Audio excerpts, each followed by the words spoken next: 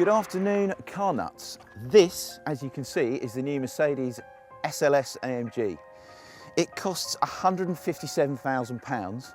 It has a 6.3 litre V8 engine with 571 horsepower. But the bit I'm confused about is what exactly this car is. Is it a 911 rival? Is it a Lamborghini rival? Is it an Aston Martin rival? Or is it in fact an entity unto itself? I don't know. I'm going to jump in and try and find out.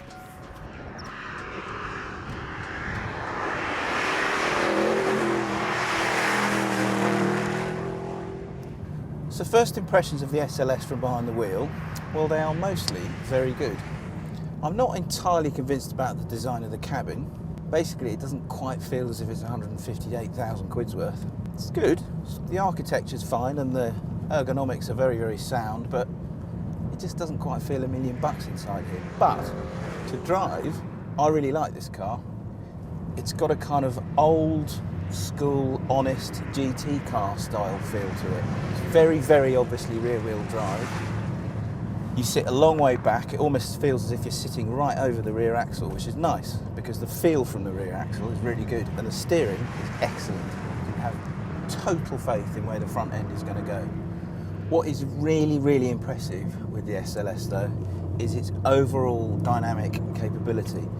This thing will go around corners really fast. If you try hard enough, you can just about hang on to a 911 turbo, which is four-wheel drive, and as we know, handles like a god. It's also flaming fast in a straight line. We haven't actually done the road test figures on it yet, but it feels not far off the Lamborghini in a straight line. That is impressive for a 1,600 kilogram front engine V8 GT car, basically.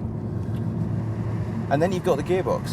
It's a double clutch. It's not a pre-selected double clutch, so it's kind of halfway between the two, but it works, again, really well. There's a slight delay when you flick the paddles, but the actual machinations of the change itself, they're brilliant.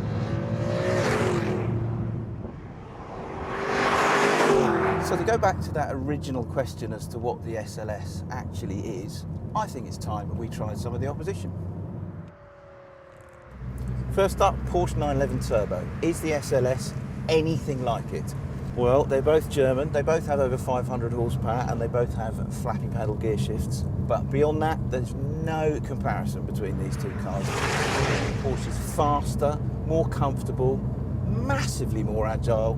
No, the SLS is not a 911 Turbo rival, no way.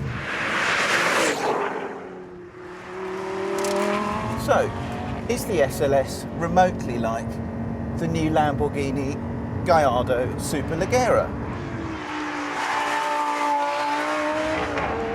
No.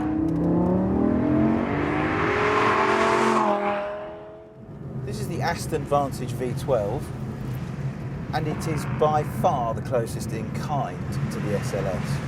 Why? Well, we've got an engine in the front and it's rear wheel drive, just like the SLS.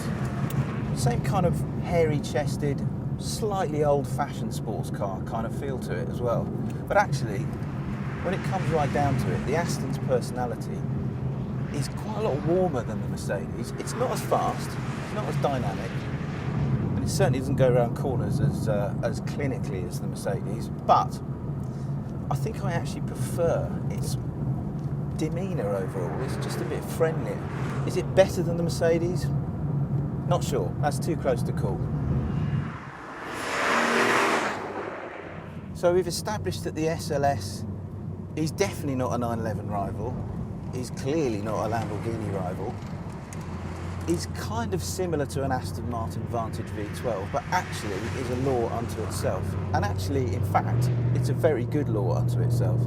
I think if we were ranking the SLS in a road test, it would have to get 4 out of 5. It's that good. The only problem with it is that it's a little bit cold on the emotional front. It's a bit German. But you can't knock it overall. It is a very, very good car.